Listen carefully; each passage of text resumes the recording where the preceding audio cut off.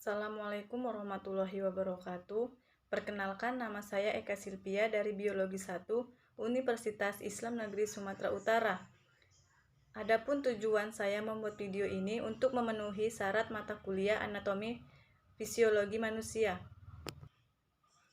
Tulang adalah jaringan ikat yang terdiri dari sel, serat, dan matriks ekstraseluler. Tulang berfungsi sebagai kerangka tubuh yang kuat dan kaku, memberikan tempat perlekatan pada otot dan organ yang terdapat pada tubuh seseorang. Tulang juga melindungi otak yang terletak di dalam tengkorak. Tulang melindungi jantung dan paru-paru di dalam rongga dada. Organ seksual uraniria terlindung oleh tulang yang disebut tulang pelvis. Selain itu, tulang juga berfungsi dalam homeopoiesis atau pembentukan sel darah dan sebagai reservoir atau tempat penyimpanan kalsium, fosfat, dan banyak mineral lainnya. Hampir seluruh kalsium pada tubuh tersimpan di dalam tulang, dan ketika tubuh terhadap kalsium, maka kalsium tersebut akan berasal dari tulang.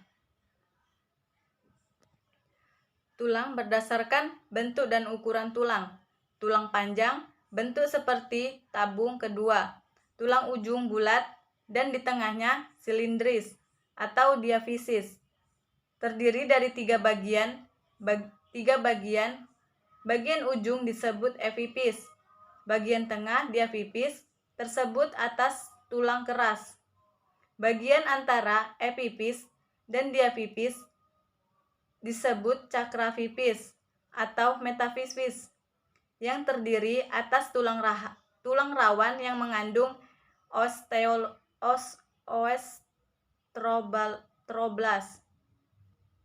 Berfungsi untuk sebagai alat pengumpil atau alat penunjang tubuh. Tulang pendek berbentuk kubus dan pendek tidak beraturan. Panjang, tinggi, dan lebarnya hampir sama. Tulang ini memiliki sumsum rongga pada bagian dalam terdiri dari tulang spons, ruang sumsum. Pada bagian luar dikelilingi lapisan tipis tulang kompak. Fungsinya adalah untuk penahanan atau benturan. Tulang pipi berbentuk gepeng memipi, mempunyai dua lapisan tulang kompak yaitu lamina eksterna dan interna osis kami. Kedua lapisan dipisahkan oleh satu lapisan tulang spongiosa disebut diploid. Fungsinya adalah untuk melindungi bagian tubuh yang lunak seperti otak, jantung, dan paru-paru. Struktur tulang. Struktur tulang dalam tubuh membentuk sistem rangka. Rangka manusia terdiri dari 206 tulang. Sistem rangka ini bersama-sama menyusun rangka tubuh. Secara garis besar, rangka manusia yang terdiri dari 206 tulang tersebut dibagi menjadi dua, yaitu aksial dan apendikular.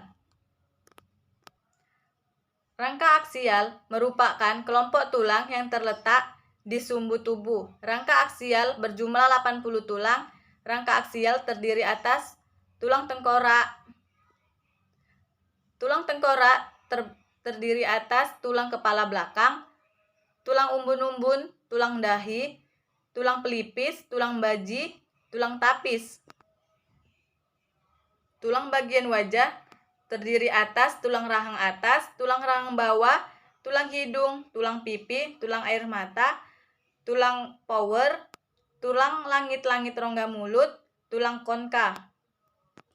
Tulang bagian wajah dapat digerakkan hanya tulang rahang bawah. Terhadap tulang rahang bawah, misalnya ketika kita berbicara atau makan, beberapa tulang yang terdapat di tengkorak bagian dan berhubungan dengan indera pendengaran. Tulang martil, tulang landasan, tulang sanggurdir. Sebagian anggota vertebrata manusia memiliki tulang belakang. Tulang belakang terletak di tengah tubuh manusia. Tulang ini berfungsi penting untuk menopang badan, sebagai tempat melekatnya tulang rusuk dan melindungi organ dalam tubuh. Peran tubuh tulang belakang sangat vital karena selain sebagai penopang tubuh, tulang ini juga merupakan tempat terdapatnya saraf utama tubuh. Tulang belakang terdiri atas 33 ruas dan terbagi menjadi 5 bagian, yaitu ruas tulang leher, ruas tulang punggung, ruas tulang pinggang, dan ruas tulang kelangkang, dan ruas tulang ekor.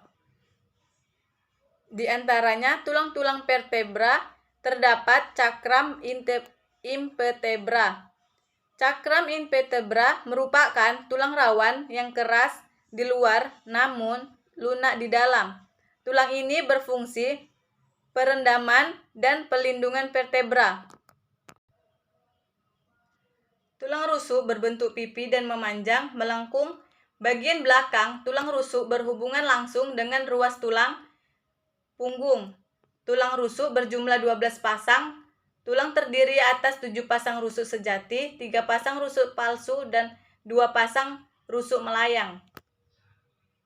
Bagian depan tulang rusuk sejati melekat pada tulang dada. Tulang rusuk palsu pada bagian belakang melekat pada tulang punggung. Sedangkan di bagian depan melekat pada tulang rusuk, di antaranya tulang rusuk yang paling melengkung adalah tulang rusuk ke-9. Tulang rusuk tersusun teratur sesuai dengan pelekatnya dengan tulang belakang.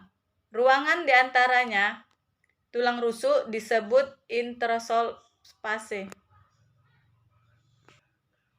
Tulang rusuk melayang hanya bersendian dengan tulang punggung dan tidak bersendian dengan tulang dada. Oleh karena itu, seperti tampak melayang, ukuran tulang rusuk melayang lebih pendek dibandingkan tulang rusuk yang lain. Tulang dada terlekat pada bagian tubuh berjumlah 1 ruas tulang. Tulang dada terdiri atas bagian hulu, bagian badan, dan taju pedang. Tulang ini merupakan pelekatan bagian depan dari 7 pasang tulang rusuk sejati. Tulang dada, tulang punggung, dan tulang rusuk membentuk rongga dada dan berfungsi melindungi organ-organ di dalam serta membantu dan pernapasan. Rangka apendikular merupakan rangka yang menyusun alat gerak, terdiri atas tungkai atas, tungkai bawah, tungkai bahu, dan tulang pinggul. Tungkai atas terdiri atas tulang lengan, tulang hasta, tulang pengupil, tulang pergelangan tangan, tulang telapak tangan, dan tulang jari tangan. Pangkal lengan berhubungan dengan tulang bahu. Tulang bahu terdiri atas tulang selangkah, tulang belikat, tangkai bawah. Tulang paha berhubungan dengan tulang gelang panggul. Tulang panggul terdiri atas tulang duduk, tulang usus, tulang kemaluan. Rangka apendikular terdiri atas 126 tulang ruas. Rangka apendikular tersusun atas. Yang pertama, anggota gerak atas. Tulang-tulang pembentuknya antara lain tulang gelang bahu. Terdiri atas tulang belikat, tulang selangkah. Tulang belikat berbentuk seperti segitiga pipi dan bersendian dengan tulang lengan atas, tulang selangkah pada ujung bagian dan melekat pada bagian dada.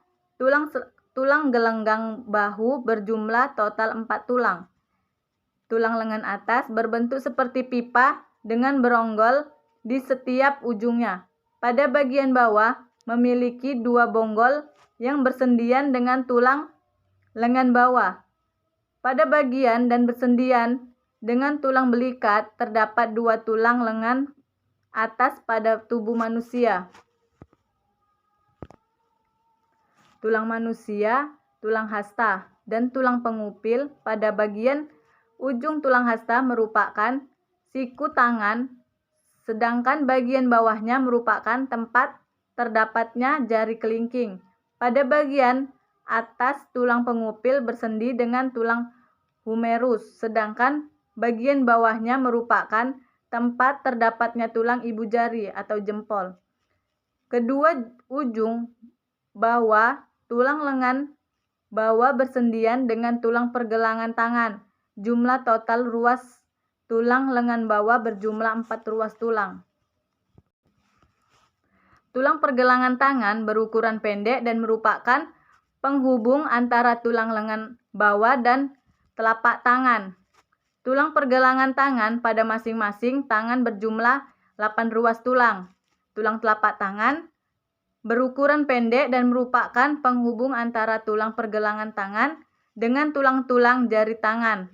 Tulang telapak tangan pada masing-masing tangan berjumlah 5 ruas tulang. Tulang-tulang jari tangan berukuran pendek dan beronggol. Pada masing-masing tangan berjumlah 14 ruas tulang. Yang kedua, anggota gerak bawah. Tulang-tulang pembentuknya antara lain: yang pertama, tulang gelang panggul. Tulang gelang panggul merupakan gabungan dari 6 tulang, yaitu 2 tulang usus, 2 tulang duduk, 2 tulang kemaluan. Tulang gelang panggul berbentuk pipi pada perempuan, lubang yang berbentuk antara ilium atau isium, dan pubis lebih besar dalam dibandingkan dengan laki-laki. Hal itu berperan ketika mengandung bayi atau melahirkan. Tulang paha berbentuk seperti pipa panjang yang berbonggol di setiap ujungnya. Ujung atas bersendian dengan tulang gelang panggung, sedangkan ujung bagian bawah bersendi dengan tulang kering. Tulang yang bertempurung lutut. Tulang paha merupakan tulang terpanjang, terkuat, dan terberat di antara tulang tubuh lainnya. Tulang paha berjumlah 2 tulang. Tulang kering berukuran lebih besar daripada tulang betis. Letak tulang kering terdapat lebih di bagian depan dari tulang betis. Ujung bagian atas tulang kering bersendian dengan tulang paha dan ujung bawahnya bersendi dengan tulang pergelangan kaki. Pada masing-masing kaki terdapat 1 tulang kering dan 1 tulang betis. Tulang pergelangan kaki berukuran pendek. Tulang ini terdapat di antara tulang tibia dan tulang telapak kaki. Jumlah tulang ini pada masing-masing kaki berjumlah 7 tulang. Tulang telapak kaki terdapat di antaranya tulang pergelangan kaki dan tulang jari kaki. Tulang ini berjumlah 5 tulang pada masing-masing kaki. Tulang-tulang jari kaki berukuran pendek dan berbonggol pada masing-masing kaki berjumlah 14 tulang. Daerah pertemuan antara tulang disebut persendian. Pertemuan tersebut umumnya disatukan oleh ligamen atau berkas-berkas jaringan penghubung. Serabut penghubung yang paling pendek disebut persendian fibrosa. Contohnya seperti yang terdapat antara gigi dan tulang rahang. Umumnya terdapat 3 macam persendian, yaitu sendi mati. Sendi mati merupakan sendi yang tidak dapat digerakkan karena tulangnya sudah berkunci bersama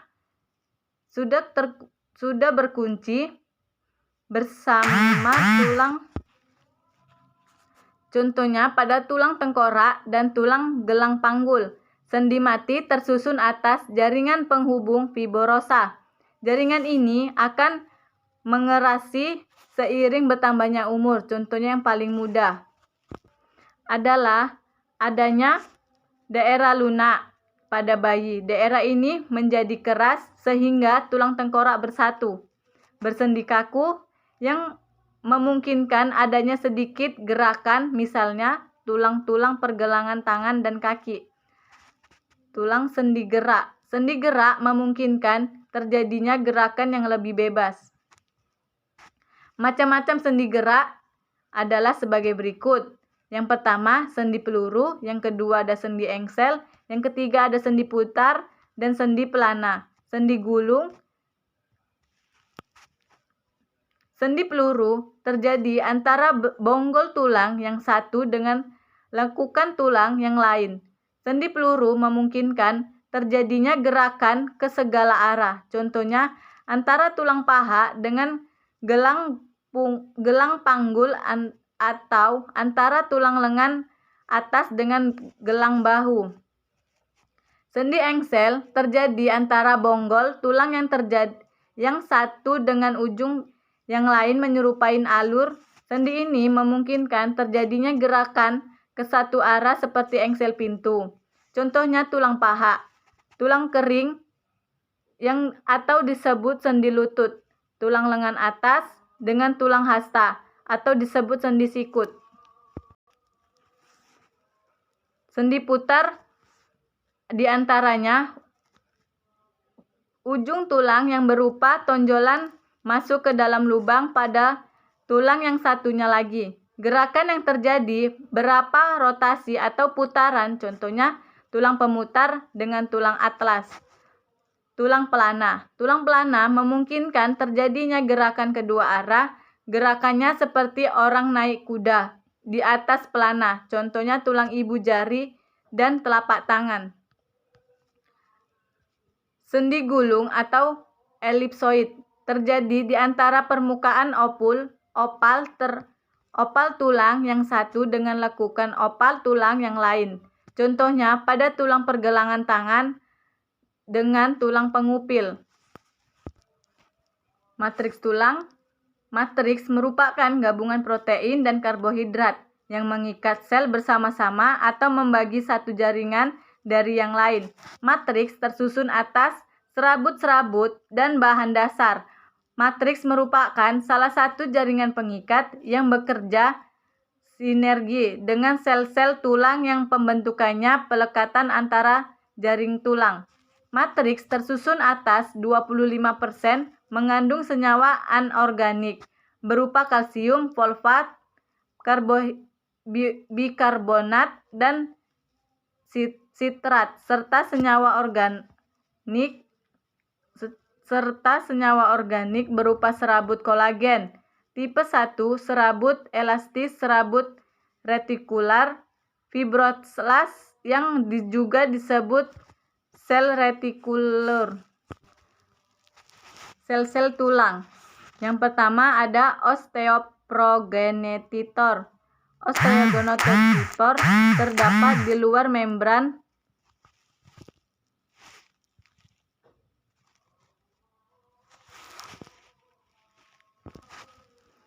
sel-sel ini berasal dari mesenkrim embrio, akan ada sepanjang hidup pasca kelahiran dan dapat mengalami pembelahan mitosis, memiliki protein untuk berdiferensiasi menjadi osteoblas.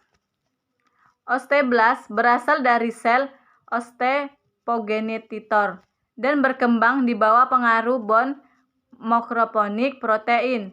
Osteoblas memiliki diameter antara 20 sampai 30 dan terlihat jelas pada sekitar lapisan osteoid di mana tulang baru terbentuk. Yang ketiga, osteosit. Osteosit merupakan sel tulang yang telah dewasa dan sel utama dalam tubuh yang berperan dalam mengatur metabolisme seperti pertukaran nutrisi dan kotoran dengan darah. Osteosit berasal dari osteoblas yang berdiferensiasi dan terdapat di dalam lacuna yang terletak di antara lamela-lamela matriks pada saat pembentukan lapisan permukaan tulang berlangsung. Yang keempat itu ada osteoklas, adalah sel rekayasa hasil peleburan monosit atau jenis sel darah putih yang terkonsentrasi di endosteum dan melepaskan enzim lisosom untuk mencegah protein dan mineral di matriks ekstraseluler. Tulang kompak dan tulang berongga. Tulang rawan atau spons adalah bagian tengah tulang yang berongga serta terdapat sumsum tulang merah dan sumsum tulang kuning.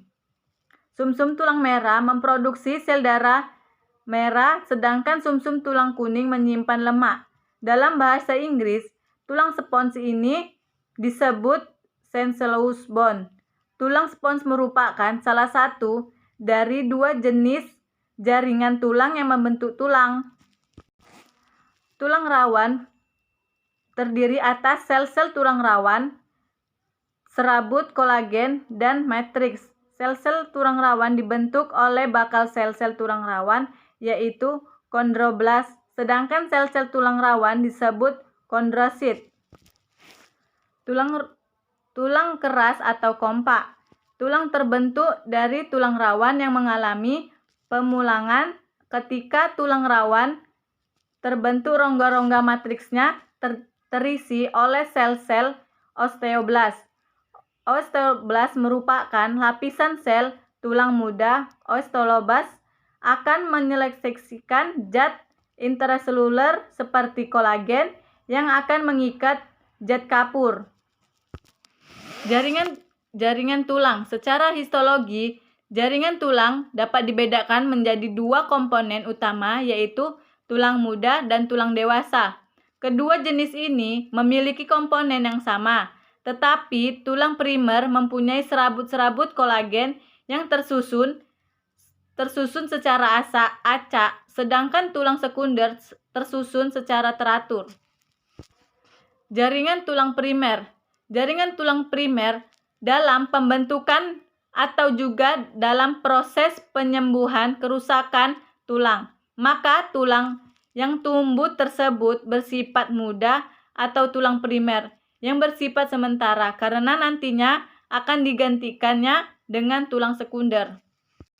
Jaringan tulang sekunder jenis ini biasanya terdapat kerangka orang dewasa, dikenal juga sebagai lamellar bone, karena jaringan tulang sekunder terdiri atas ikatan paralel kolagen yang tersusun dalam lembaran-lembaran lamela.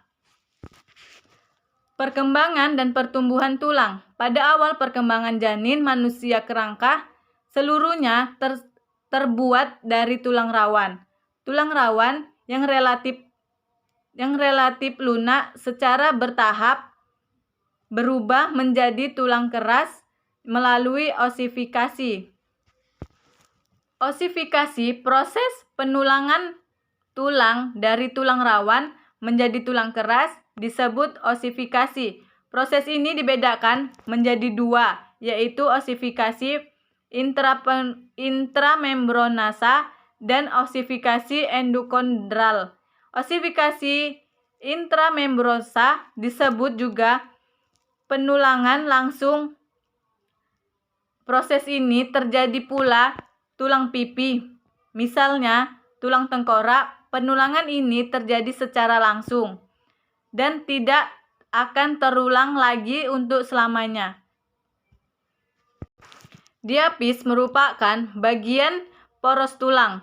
Epipis tampak di kedua ujung tulang dan sebagian tertutup oleh tulang rawan artikular. Metafisis merupakan persambungan antara bagian diafisis dan epipis. Dalam perkembangan tulang, proses perkembangannya sendiri dimulai dari lempeng epifis. Di tempat inilah di mana proses osifikasi endokondral terjadi, suatu proses pertumbuhan di mana terjadi secara longitudinal. Kolon tunggal rawan diganti dengan massa tulang. Ketika tulang telah mencapai panjang dewasa, proses ini berakhir dan terjadi penutupan bagian epifis sebagai tulang yang terjadi benar-benar kaku. Itulah tadi materi tentang tulang yang dari saya. Jika saya salah, mohon maaf. Wabillahi taufiq wal hidayah. Wassalamualaikum warahmatullahi wabarakatuh.